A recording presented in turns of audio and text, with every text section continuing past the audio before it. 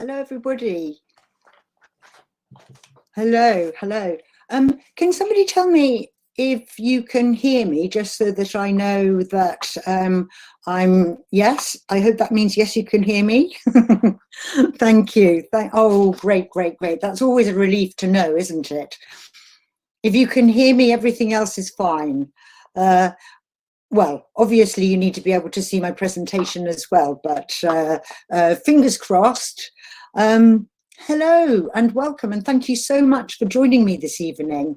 I'm over here in Oxford, and you know, it's a typical autumnal, dreary, wet kind of day. But anyway, it's cheering me up to see all your names and hello. So thank you so much for joining me, particularly as, you know, this is a very busy time for teachers. I hope you're all well, you know, in spite of these very challenging times we're living through. So let's get going with this webinar then. I think I think the webinar will take about 1 hour. And at the end, if you have any questions, I'm very happy to answer them. I shall ask you to write any questions in the chat box.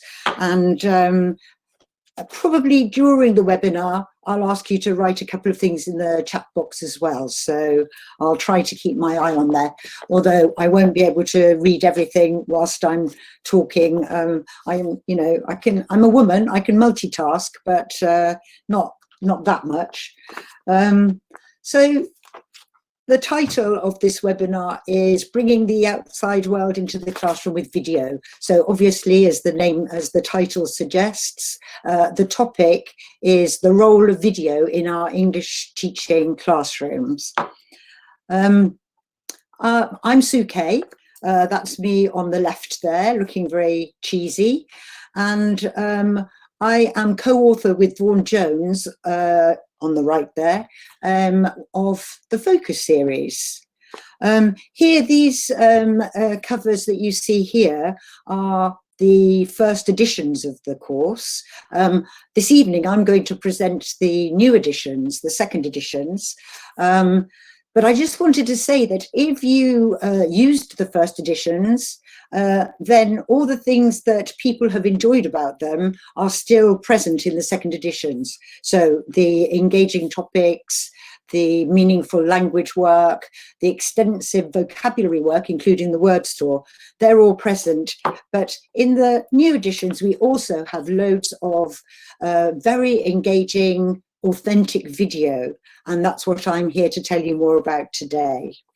So I hope you enjoyed the webinar. I've tried to make it as entertaining as possible, and I think you'll like the video clips I'm going to show you. Here's how I've divided up the session. So I've divided it into 3 parts. First of all, I'll make the case for more video in the English language teaching classroom. You've probably noticed that video has recently moved from a nice to have element in the classroom to a must have. Most courses have video now, but I want to consider what the benefits of that are. Secondly, which video genres work best in the classroom and why? So I will consider 3 so-called established video genres that we have in the Focused series, and I'll show you examples from the books, and I'll also explain the criteria for choosing these particular clips. Then I want to look at the lessons that go alongside the videos. How do these videos facilitate effective lessons and improve learning, which is, of course, the bottom line. So before I go any further, I'd just like to fill you in on a little bit of background about my involvement with videos over the years. I started teaching in 1980, and in the early 80s, we did have videos, even back then, but the video, the role of the video in the classroom was more as Friday afternoon entertainment. We had one video tower for the entire school, You had to book it in advance, of course, otherwise you wouldn't get it. And they were videos that, you know, they were okay, but they just had a few comprehension questions, no more than that. So they were more like free time entertainment. But quickly, I got more interested in authentic videos, which I would record from the television and then spend ages writing worksheets for them. I also got more interested in a sort of more communicative style worksheets to go with the videos. Active viewing tasks such as freeze frame and get the students to predict, or turn the sound off and get the students to try to work out what was happening. That kind of creating an information gap activity from a video. I loved using video right from the start, and by the noughties, we had a video in every classroom. I loved it so much, in fact, that my brother and I went to a publisher, one of the big publishers, and pitched an idea for a video resource pack. Sadly, we think we were ahead of our times, but for whatever reason, it didn't happen. However, over the years that I have had the opportunity to write plenty of video scripts and work on videos on the courses, the various courses that I've worked on. Most recently, the Focus series. The videos in Focus are mainly authentic videos. So my main role on these was not to write the scripts, but to edit them and write commentaries to make them suitable for all levels of the classroom. So as you can see, I don't need convincing of the usefulness of video in the classroom, but what do other teachers think? We went and asked a teacher from the Lake School. The Lake School was the school where I used to teach in Oxford. In fact, I taught there for 18 years and was one of the directors there. We asked one of the teachers there, this is what she said. I'd say video is absolutely the norm of expectations these days. Absolutely everyone is on it. Think TED Talks, YouTube, vloggers. People haven't got time for 2D print when they can absorb the information through images with their ears and eyes simultaneously. And what better way to get as close as possible to the language without the actual speaker live in front of you? Well, I wouldn't disagree with any of that. Here are some more comments about using video. These are from Ben Goldstein and Paul Driver's excellent book, Language Learning with Digital Video.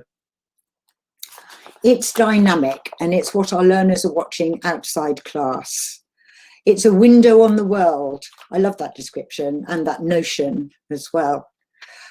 It encourages intercultural awareness and critical thinking, important 21st century skills. Visual stimuli are processed faster in the brain than text. Apparently. Being visually literate is an increasingly necessary skill these days. It makes learning more memorable. Video is a powerful motivational tool for learners. I think I absolutely agree with that. I just have to look at my students' faces when I tell them that we're going to watch a video. They light up. It's good with all this online teaching at the moment. I have found that video is more and more important because you need variety when you're teaching online. I'm sure you've found that. And for every lesson, I like to include a video clip. Not a long one, but it's certainly something I try to get into every lesson. Here's a shocking statistic. In the last quarter of 2011, the birth of iPhones exceeded the birth of human babies. There were more phones than babies born in 2011. So this is a quote from a very interesting book called The Age of the Image by Stephen Apcon. I include that quote because I think what it says to me is how young people are so comfortable using their their phones for videoing themselves, videoing one another. They are everywhere. Nowadays, employers even ask for video applications for jobs. So they, you know, they are everywhere. Videos on phones, no problem for our target students. I like this quote too. This is from the same book, The Age of the Image. We can't learn or teach what we can't communicate. And increasingly that communication is being done through visual media. Not only do young people communicate through social media, but video is the ideal medium for teaching 21st century skills and visual literacy. So we may ask, if videos are so ubiquitous on the internet, why don't we just take videos off the internet to use in class? There are a few problems with that approach. I mean, I'm sure people do. I'm sure many teachers do, and I'm sure they do it very successfully. However, I would say there are a few problems with that approach. For a start, authentic videos that are designed for a target speaker audience can be culturally obscure for our students, but also difficult to understand. This may be because it's full of low frequency language or technical language, and both low frequency language and sort of technical language may not be the most useful language to teach our students, because that's not what they're going to come across again and again. I would also say that grabbing authentic videos off the internet is a copyright minefield. I wouldn't even begin to pretend that I'm anywhere near an expert, far from it. But I am very respectful of copyright issues and a bit worried about it. Secondly, if you do grab a video off the internet, you're not just going to let the students watch it and think that's enough for them to soak up the new language. You're going to have to write a worksheet. And as I'm sure you know, writing worksheets are extremely time consuming. And, you know, teachers haven't got spare time. Thirdly, there is excellent curated video material available out there. And I just wanted to tell you about a few of my favorites here. So Ready to Run by digitallearningassociates.com. So Ready to Run is a fantastic sort of catalogue of graded videos. They're based on pre-existing videos, which have been edited and adapted for all levels of our English classrooms. They're accompanied also by great lessons. I can't recommend them strongly enough, actually. They're very varied and very interesting. So it is a subscription service. However, during the pandemic, they are offering all their material for free. So that's I mean, it's a fantastically generous offer, but well worth taking up, actually. Secondly, Film English by Kieran Donaghy. That's a lovely resource. Kieran finds interesting clips of video from the internet and writes lessons that you can use in the classroom. That's a subscription service, I think about €7 a month. Lesson Stream by Jamie Keddy.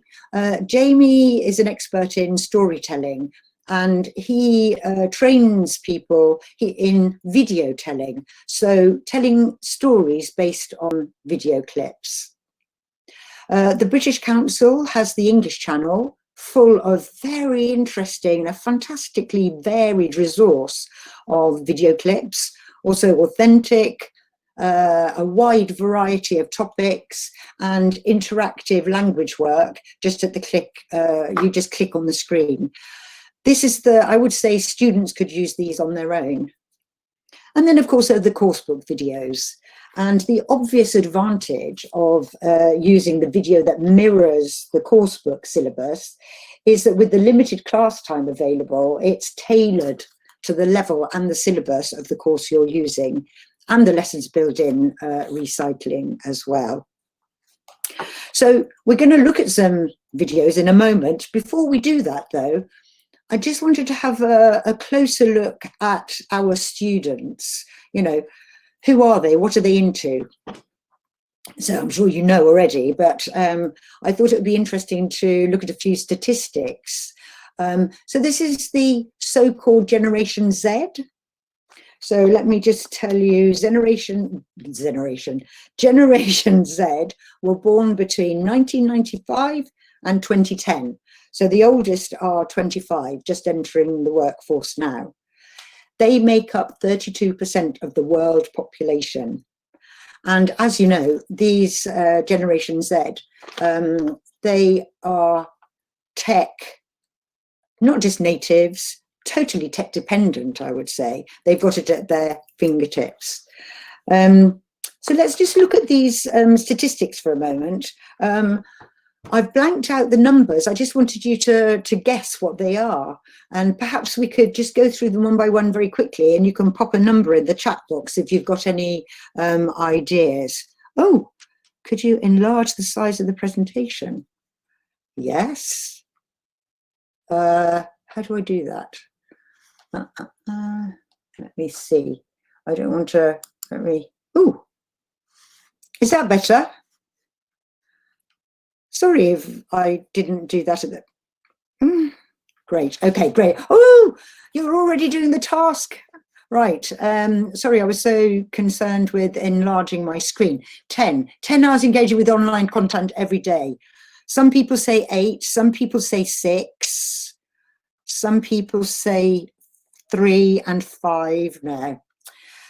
You're nearer with 10. Okay, second one, what is their attention span? Bearing in mind that, you know, it's a shocking number. It's in seconds, not minutes, and certainly not hours. How many seconds is attention span? 20? 5? Oh, very varied. Gosh, we've got answers from 90 to 3. It's somewhere in between there. Exactly. How many hours a day on YouTube? Do your students watch YouTube a lot? I mean, YouTube has everything, doesn't it? Series, you know, a load of nonsense as well as some quite interesting stuff. So how many hours? So they do, yeah. How many hours a day on YouTube? 3. Okay. That's quite a lot already, isn't it? How many screens at once? I mean, how is that even possible? I didn't understand this one to begin with. How many screens can they use at once? And after looking at these statistics, I observed my grandchildren, 9 and 11 years old. Yep, they definitely use more than one screen at once. And it blows my mind, actually. Blows my mind. Okay, 5, 2, 3, 2 to 3. Fine. And what is their preferred learning platform? What do they go to on the internet when they want to know something? Wiki, oh yeah, wiki, YouTube, Instagram. Okay, social media, yeah. Yeah, they've got lots of ways actually, haven't they? And how many of them own a smartphone? Yes, exactly, basically. Okay, with all this communication going on, they're big communicators, you know, that goes in their favor. And bless them, they want to change the world. I really love that about this generation. Let's look at the answers. There you go. I think you got most of them spot on. 10.6 hours engaging with online content every day. 8-second attention span. I'm crying. 3 hours a day on YouTube. Yes, you got that. 5 screens at once. Somebody did say 5. I can't even work that out. I'm sorry. I know, you know, there are phones, there are tablets, there are computers. What else? Anyway, it seems it's true. YouTube is the preferred learning platform. I get that. I ask YouTube when I want to know how to change the battery in my fire alarm, that kind of thing. They all own smartphones, basically. And hence, they are big communicators, like we said. And they also want to change the world, which is very sweet. But what does the point is? Oh, and I just wanted to tell you, I thought this was fake news. I couldn't believe it to begin with. So I checked. I've done a little course on how to recognize fake news and trustworthy websites. So I checked it on some trustworthy websites, and indeed, these seem to be the these seem to be the statistics that come up again and again. So let's go with it, shall we? What I want to do is interpret that information. What are the implications for using video in the classroom? Because that's the topic that we're talking about today. What does this tell us about video in the classroom? More than 10 hours engaging with online content. These children are used to high production values. They really like videos that tell a good story, and they do not tolerate inauthenticity. They want real people doing real things in real places, because this is what they're watching. Authenticity is so important. It's so important for us to take authentic material into the classroom because they won't support anything less. Short attention span. Well, what that says to me is that the material has to be very engaging. It has to be as engaging as possible. And we need variety, keep their attention. And the video clips need to be short. Probably no longer than 3 to 4 minutes. That's what we usually go for. They've all got smartphones. They use them to make their own videos. So it's no problem asking them to do video projects or to do a video for their homework task. So, for example, you can get them to, they don't have to be videos to show somebody else. They can be videos, they can video themselves doing a homework task, telling an anecdote, for instance. They can listen to themselves, self-correct, do it again, and compare, that kind of thing. I think using the students' phones to do video projects is fine. YouTube, the favorite learning platform. So going to YouTube for the how-to videos, it's not a big leap from there to ask them to watch a grammar explanation on video at home. So this is the flipped classroom. I'm sure you know all about the flipped classroom. This is where you ask students to watch a grammar presentation at home to free up time in the classroom for more communicative activities and the 4 C's. The 4 C's, oh, let me try and remember what they are: creativity, collaboration, communication, and critical thinking. So all those things that have to be done in the classroom. So flip the classroom and get students to watch the grammar explanation at home, just like they would on YouTube. In fact, if you put it on YouTube, they'll probably be happier watching it.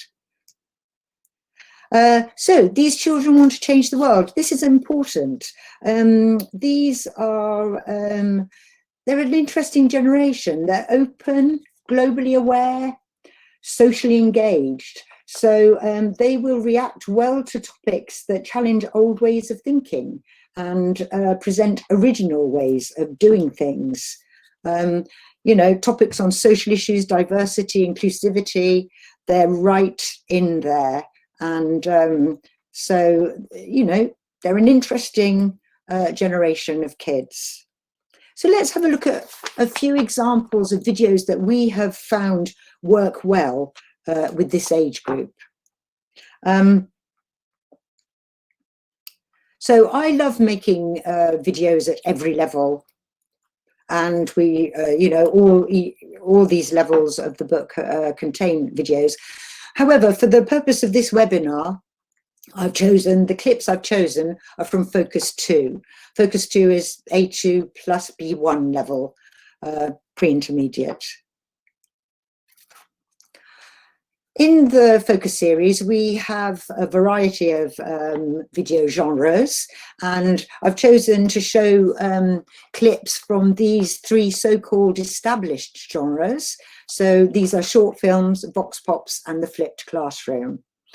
Short films are usually documentaries, but they can be adverts, film clips, extracts from dramas, usually from archived sources. So publishers may have a link up with a media video provider, and we had a link up with the BBC. So all of these short films are taken from the BBC archive. So you can imagine they are pretty good quality. Vox pops are fantastic. I love them. A wonderful way and simple way to bring the outside into the classroom. With vox pops, a presenter goes out onto the street and speaks to real people.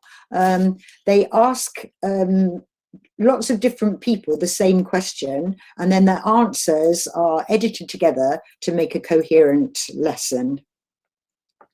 And thirdly, the flipped classroom. As we said, the flipped classroom is where a teacher gives a grammar presentation and then frees up time in the classroom for interactive activities. So those are the three genres that we're going to look at more closely. We'll look at examples of the videos and ways of exploiting them for the classroom. So I just wanted to say, though, that we've followed a very traditional approach to the video worksheets. We have before watching, while watching, and after watching activities. The before watching and the after watching activities can be personalized, and the while watching, they usually have they test comprehension, of course, but they also often have a language focus, often lexicogrammar. Let's start with short films then. So number one importance for us when we're choosing a short film is that it should be engaging. But what is an engaging video clip? Here I've unpacked the criteria. Let's just take a look through those, and I'll say a bit about each factor. So the visual wow factor. This is a good way to grab the student's attention. This can be a stunning place, a natural wonder, incredible, unusual landscape, like the one on the right here. Can you see this? These are all stills from videos. Can you see the one with the mountains and the hot air balloon? Do you have any idea where that is? Anybody? Do you reckon? Yes, it is indeed. Cappadocia, Turkey. Well done. Yeah, it's incredible, isn't it? It's unique. I mean, if you know it because it's unique. So this is what we would call visual wow factor. Secondly, a story. So a story could be fiction. So, for example, we have a clip in the top right-hand corner there. You can see that is a still from the Three Musketeers, or is it the Four Musketeers? Anyway, the Musketeers, and that it's nice to have a clip from a drama, but a story doesn't have to be from a fiction or a drama. It can be anything with a story arc. It could be an inspiring human interest story with a sort of story arc to it. Very important is that videos are, the topic of the video is relatable. The students need to be able to relate something in this video to their own experience. So let me just give you a couple of examples from these stills here. The one in Turkey, Cappadocia. On the face of it, you know, the students probably don't have any personal experience of this place. However, the actual topic of the video clip that we've chosen is young people leaving the countryside and moving to the city. So that is grounded in something that everybody can understand, no matter where they're from. If you look at the still underneath Cappadocia, this is taken from a retirement home. This retirement home's in Holland. And what's special about it is that students can get cheap accommodation in the retirement home in exchange for a few hours interacting with the elderly residents. So I think although students probably don't have much experience of retirement homes, they can relate to the idea of student accommodation in a retirement home, and also the kind of, you know, cross-generational communication. Thirdly, the one to the right of the retirement home, these are a bunch of school children based in South Korea. Again, South Korea, not a place that our students have any experience of, probably. But the topic of the video is a day in the life, or a day in the school life of these South Korean school children. So as you can see, that's something that our students can relate to. So next, social issues. As we said, these students are very open to discussing social issues. So particularly the retirement home and the day in the life of a South Korean school kid, these are, you know, great jumping off points for discussing various social issues. Well, so is the one of young people leaving the countryside to live in the city. Generally, if the video is interesting enough, it's a springboard for developing 21st century skills in the worksheets. And this is something that we've done in the lessons accompanying these video clips. You know, things like intercultural skills, the 4 C's, digital literacy, life skills. They're all good jumping off points for these kind of 21st century skills. It's really important, I think, to teach that the video clips teach something new. There is nothing more demotivating or boring than than giving our students material that tells them what they already know. So I like the material I use to teach the students something new about the language, of course, we're language teachers, but also something new about the world. So let's have a look at some videos that I think fulfill these criteria. So starting off with, we're going to watch an extract from Cappadocia.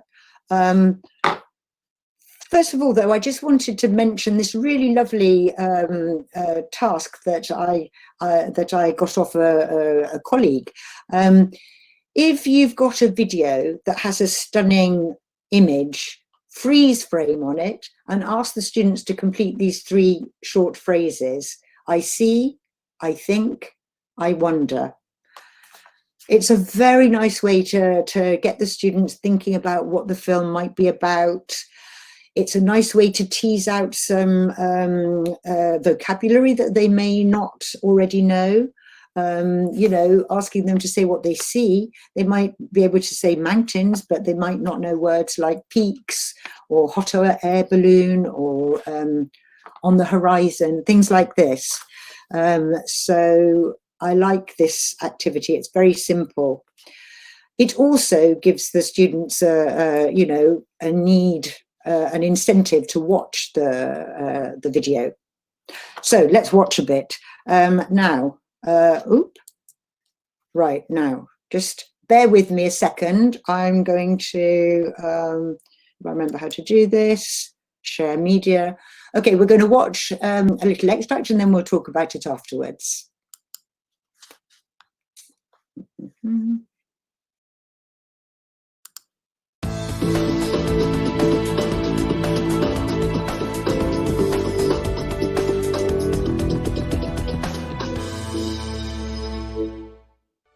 We are in the historical region of Cappadocia in central Turkey.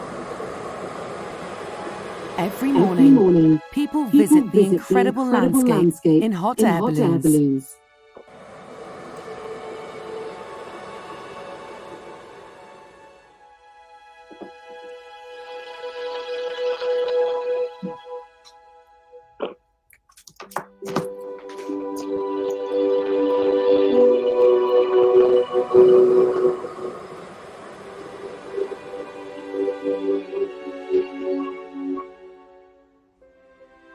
It's an amazing landscape around us. These conical formations of volcanic rock. They call them fairy chimneys. You can see why.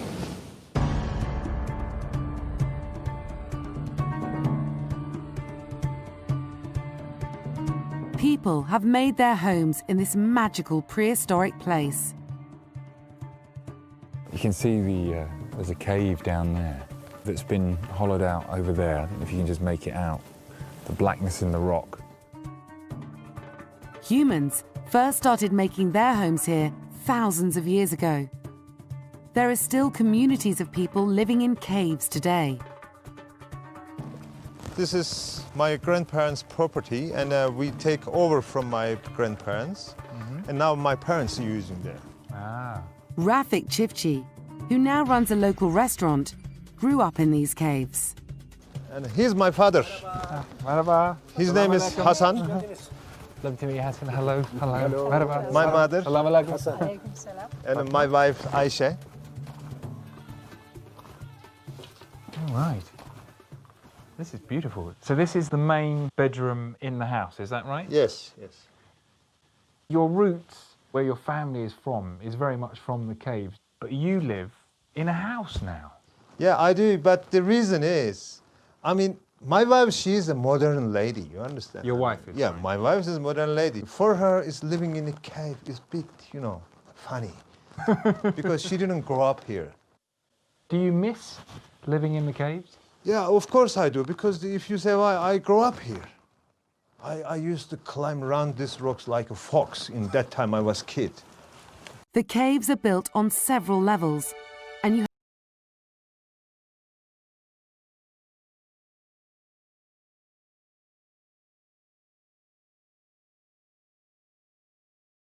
Right, so there we are.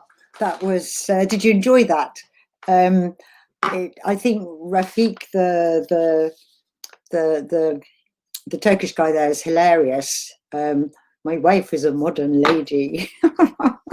He's very funny. So this was the, so let me just see. Yes, this is the lesson that goes with the, this is what it looks like in the book, if you like. You can see that it's divided into before, while, and after you watch. So before you watch, we ask the students to look at the photograph and use the word to describe what they see. So very much the same as what I showed you with the freeze frame. As we said, a nice way to pre-teach the rather difficult vocabulary that they were going to hear. Then we asked them to choose, I liked activities that draw on students' knowledge. So find out what they know already and then build on that. So we asked them to choose adjectives to describe the landscape and add any more that they can think of. And that gave them a reason to watch the video. So after, this is the after, what, oh no, it isn't, no. What make, okay, yes. What makes this kind of, interesting and engaging video clip, why is it so good for teaching with? How does it make effective lessons? So engaging visuals make language more memorable. So here I quote Paul Dummett, who is one of the authors of the Life series by National Geographic. They put a lot of importance on images. The impact of the first encounter with new language is known to be a key factor in memorization.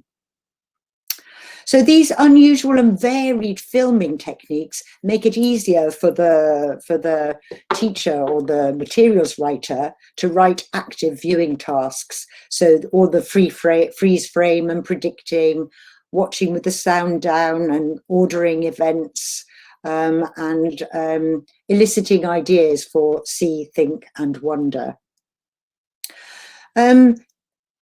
They also facilitate interesting follow-up tasks, like this one, for instance. Rafiq grew up in the caves, but he's moved to a town now. Interview someone who has moved from where they were born and report to the rest of the class on the reasons why people move. So this, after they've watched the video, you can ask them to relate their own experience in some way. Okay, so I want to show you a little extract from another video. Similarly, very stunning visually. We'll have a look at it and we'll talk about it afterwards.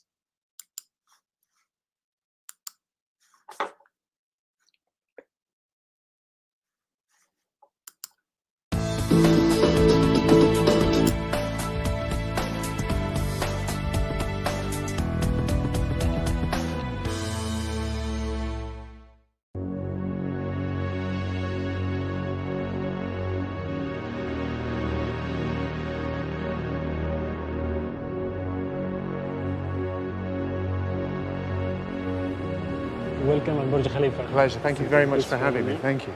Dallas is in the tallest building in the world, the Burj Khalifa. He's going to a part of the building where only a few people are allowed to enter. He's going to meet the people who clean the windows. He gets out of the lift at floor 160. Then he goes to join the team of window cleaners who are preparing for their day's work.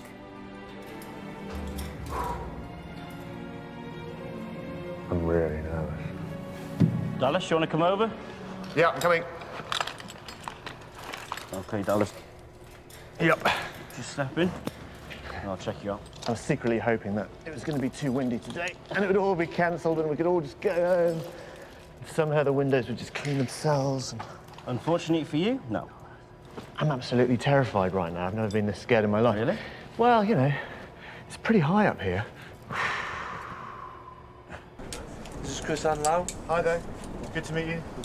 Ballyconnor. Nice to meet you. Davey. Davey, how do you do? Nice to meet you. This is Sherry Krishna. Sherry Krishna, good to meet you. I'm going to try and not let you down. Today, Dallas is going to clean the outside of the world's highest windows.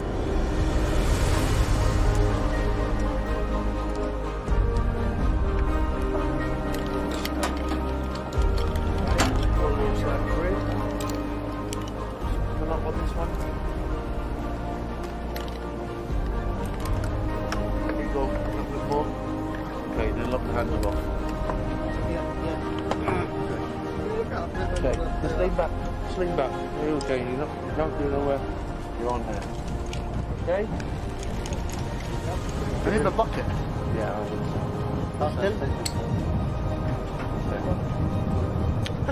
Try now. Do you get nervous at all? Yeah. Just get a little bit scared. Yeah. I haven't looked down yet. Now I've looked down. Oh, God.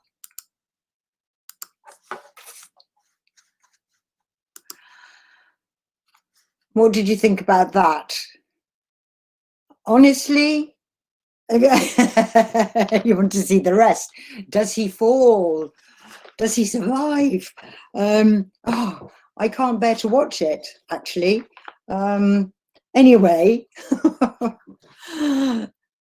yes, it is. It's okay. Let's have a look at.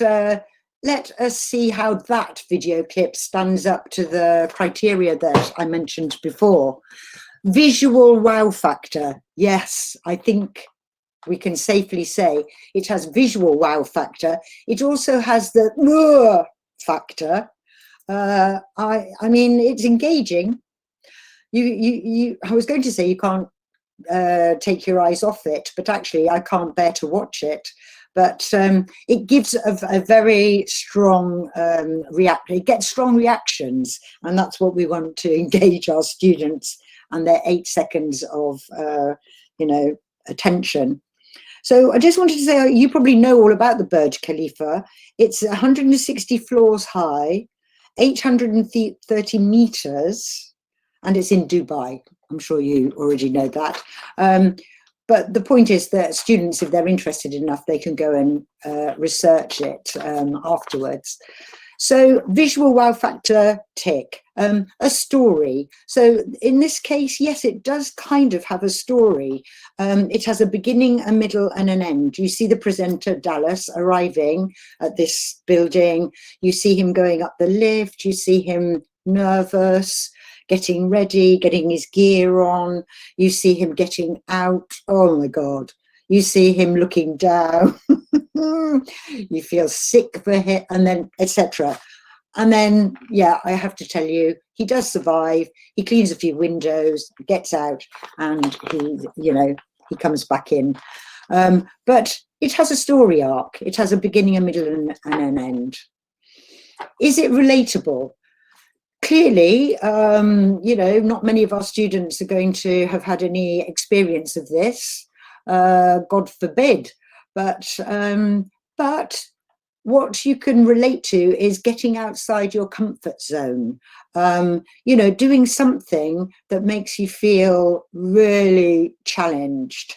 I think that's that's something that everybody can relate to. We all have our, comfort zones and the sort of things that take us out of our comfort zones. Social issues, yes, could well use that as a springboard. Imagine these guys who do this job. Do they get danger money?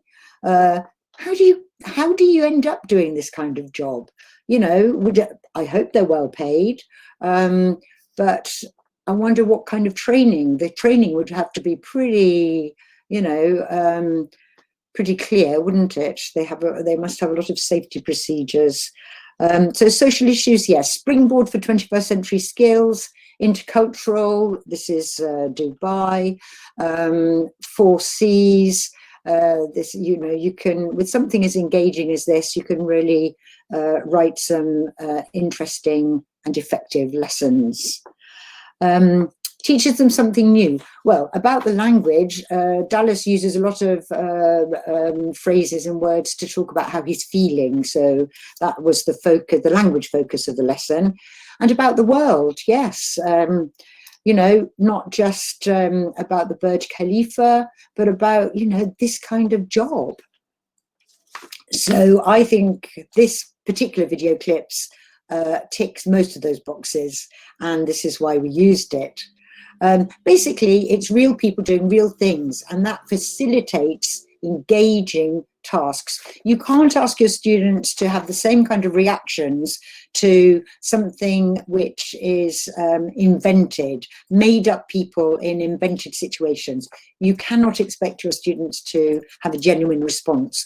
Whereas here we can do tasks such as, after they watch, you are Dallas, that's the presenter, and you want to learn more about the daily routine of the window cleaners at the Burj Khalifa. In pairs, decide on a list of 5 questions you want to ask them about their job. Or, alternatively, imagine that you are Dallas and write an article about your work experience on the tallest building in the world. So, to sum up on short, too quickly there. To sum up on the short films, engaging videos also make personalization possible. So I'm just going to show you a couple of examples. First of all, with the video, we don't have time to watch this one, but the video about the South Korean school children's typical day. First, we ask our students to think about their own typical day. Which of these things are most important to you? Choose 3 of them. Then watch the video and compare your typical day with a South Korean student's typical day. So personalizing by first asking the students to think about their own day and compare it with theirs. Personalization can be giving your opinion. It doesn't always have to be talking about your own life.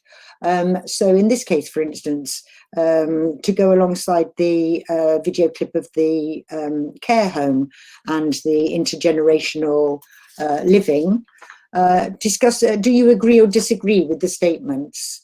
Young and old people don't have much to share. Old people enjoy spending time with young people. A young person should spend some of his or her spare time with an old person. So all different ways to personalize.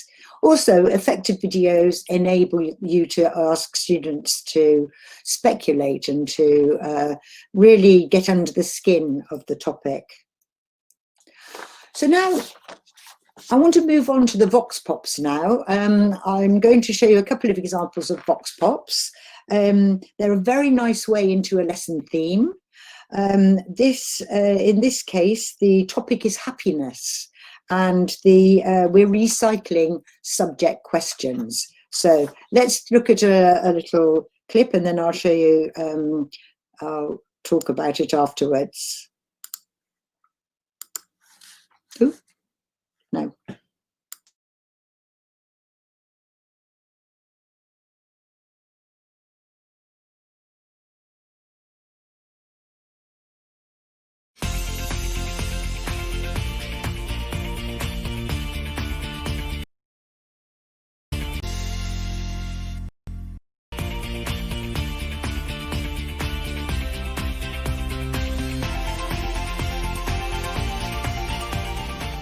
Hello, my name's Jessica. Every week I go out and interview people in the street and put the video on my vlog.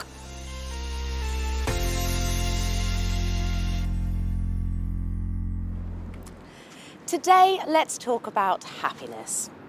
What makes you happy? What makes me happy? I love sport, but I do quite a lot of cycling. I like to cycle and racing as well. Racing, cycling, I enjoy. The things that make me happy are shopping, my money, spending money, getting money, sometimes work. I don't know, seeing other people happy.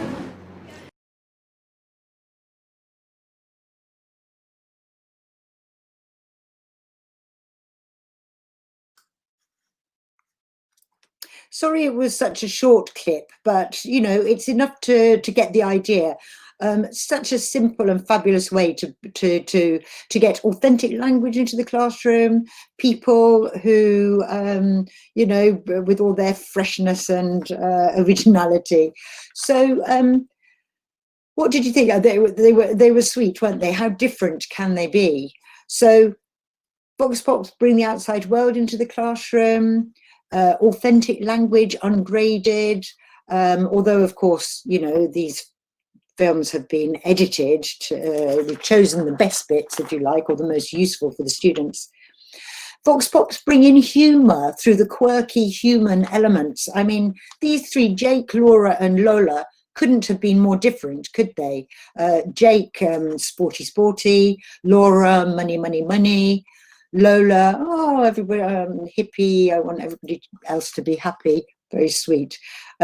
So it's nice, it brings a kind of warmth and humour into the classroom. It's also good for noticing language features, so in this case, subject questions and saying how they feel. It's a good springboard for the students' own speaking, it's a good model. So once they've listened to people answering the questions, they can then answer the same questions themselves. So what three things make you happy and why? What makes you unhappy? And what makes people around you happy? And then you can personalize and ask the students which person they are more like. I just wanted to show you another Vox Pops, or a very quick extract from one. The one we've just watched was from Unit 1, and now I'm going to show you an extract from Unit 8. In this case, we are recycling the past perfect. What had you learnt by the time you left school? Let's listen to a quick burst.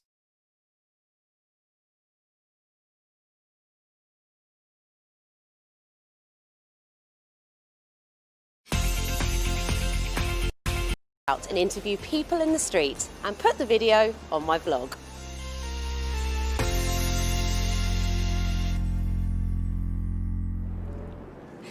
Today, I'm asking about personal achievements. What had you learnt by the time you left school? What had I learned by the time I left school? I'd learnt that I loved to sing, and I now do that as my job. I'd learned the importance of friends and family and keeping in touch with them and allowing them to keep me grounded in life. And I'd learned the importance of going out and about as well and experiencing nature, the joy of travelling, the joy of learning languages, and and acquiring knowledge. I had learnt everything.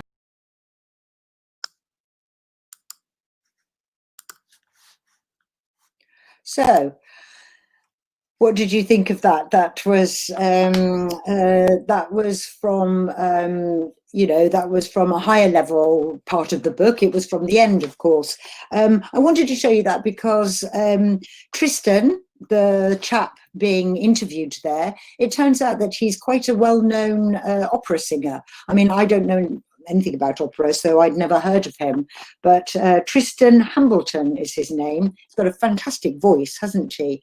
And I loved what his answers to the question. Of course, for our students, we wouldn't ask them to answer exactly that question. They're too young. But we would say, what had you learned by the time you left primary school? So still using it as a model. So sometimes Vox Pops brings surprises into the classroom, and the famous opera singer was a nice surprise. Okay, now we're practically at the end of the webinar now. I just want to show you an example of the flipped classroom.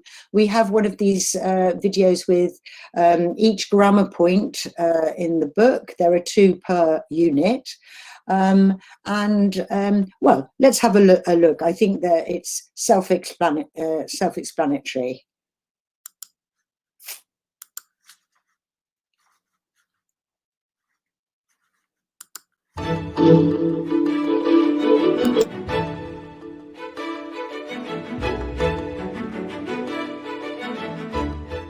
Hi, I'm in the centre of town today.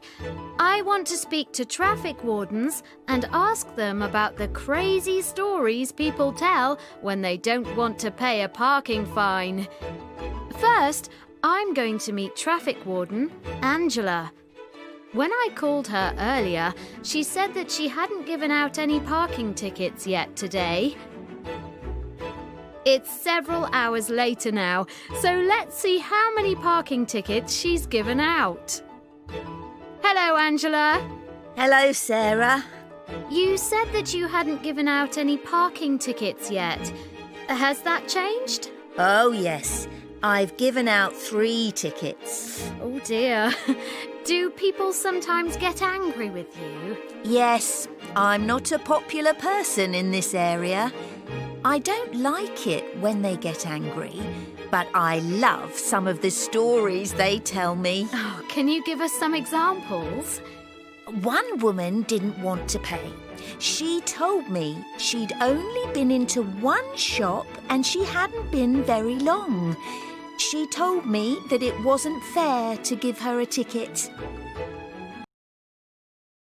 So that continue the situation continues with the animation, but I just want to fast forward now to show you the grammar explanation.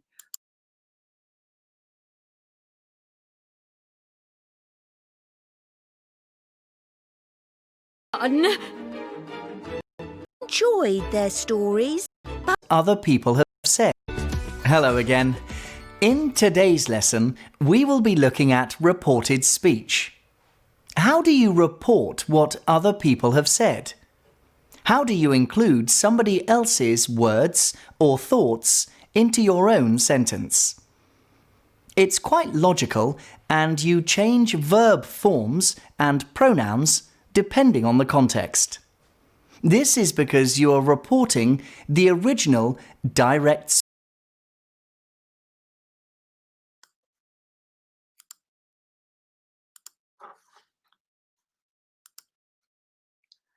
So sorry, that was I cut the teacher off there just as he was getting into his flow, but you get the idea.